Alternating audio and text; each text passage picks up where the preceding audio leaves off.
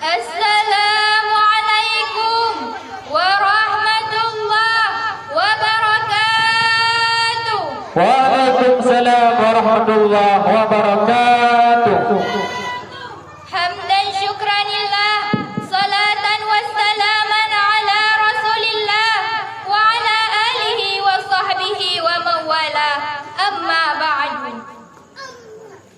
Pertama-tama, marilah kita panjatkan puja dan puji syukur kehadiran the King of the King, the love of the world, the creator of everything. It is your Allah Subhanahu wa Ta'ala. Seluas langit dan bumi, sebesar penjuru galaksi, dan sedalam lautan yang tak bertepi, nikmat Allah yang akbar, yang tidak bisa diukur dengan saja indah. Selawat bermahkotakan salam selalu tercurah limpahkan kepada junjungan kita, baginda kita, Nabi besar Muhammad sallallahu alaihi wasallam, yang mana oleh beliau yang telah membawa kita dari fana bergana menuju keabadian yang nyata. Ta'zim wal ikraman saya kepada walidi ma'a keluarga, dan ta'zim wal ikraman saya kepada seluruh staf dan guru yang masih ada di daerah An-Nur Al-Aziziyah ini, dan ta'zim wal ikraman saya kepada dewan juri yang menilai kami dengan seadil-adilnya, dan yang sangat teristimewa sekali kepada seluruh santri-santri yang seperjuangan dengan saya. Berdirinya saya di sini ingin menyampaikan sepatah dua patah kata yang insya Allah akan saya patah-patahkan menjadi beribu-ribu kata, bahkan berjuta-juta kata yang bertema membangun generasi muda Islami di zaman serba teknologi. Ma'asyiral muslimin rahimakumullah. Sebelumnya saya akan mengutip sedikit tentang santri masa kini.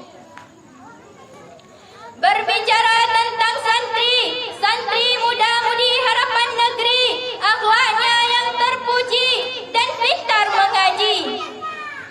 Masa muda santri dihiasi dengan ibadah yang teratur, pikiran yang terukur, kalau ngomong selalu jujur, tidak suka ikut campur, apalagi sampai ngaur. Mari memperbanyak bersyukur agar kita tidak insecure. Kita sebagai generasi muda Islami, sebagai harapan bangsa, sebagai harapan negara, sebagai harapan agama, dan sebagai harapan orang tua kita. Marilah kita selalu menebarkan hal-hal kebaikan, selalu menebarkan hal-hal positif, bukan malah menebarkan hal-hal negatif. Kita boleh menjadi pemuda gaul, pemuda modern, pemuda yang selalu mengikuti perkembangan zaman, pemuda yang selalu mengikuti perkembangan modern, tanpa harus.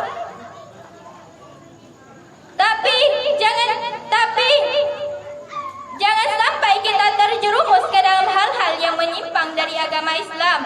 Ma'asyiral muslimin rahimakumullah.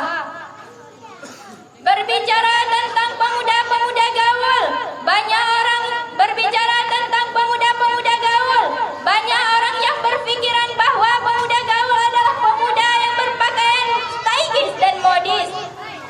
Namun, dalam kacamata Islam, pemuda gaul bukanlah seperti itu. Dalam kacamata Islam, pemuda gaul adalah pemuda yang selalu mengikuti perkembangan zaman, selalu mengikuti perkembangan teknologi tanpa meninggalkan agama Islam. Jika dirumuskan, pemuda gaul adalah pemuda modern ditambah syar'i, maka kita boleh menjadi pemuda gaul tanpa meninggalkan syariat Islam. Ma'asyiral muslimin rahimakumullah. Seiring berkembangnya zaman, seiring berkembangnya teknologi,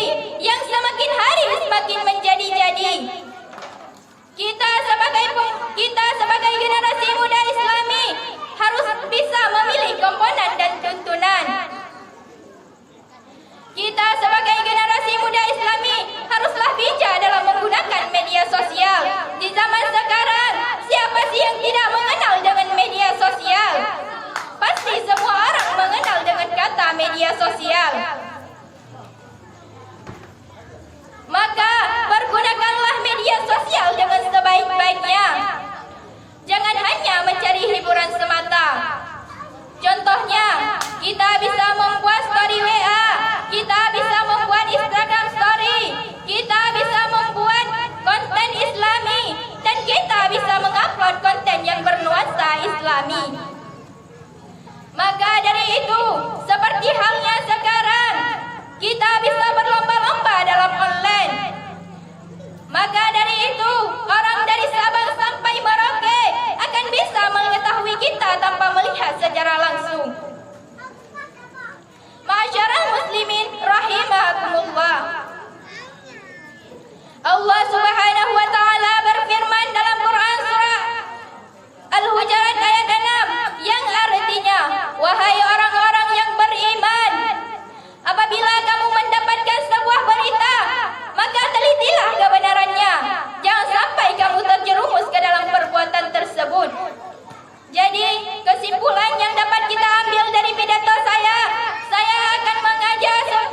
akan mengajak seluruh pemuda-pemuda yang ada di Indonesia, seluruh pemuda-pemuda yang ada di sini untuk berlomba-lomba dalam melakukan hal kebaikan, untuk berlomba-lomba dalam melakukan hal positif, bukan malah melakukan hal negatif. Jadi marilah kita berlomba-lomba dalam melakukan hal tersebut.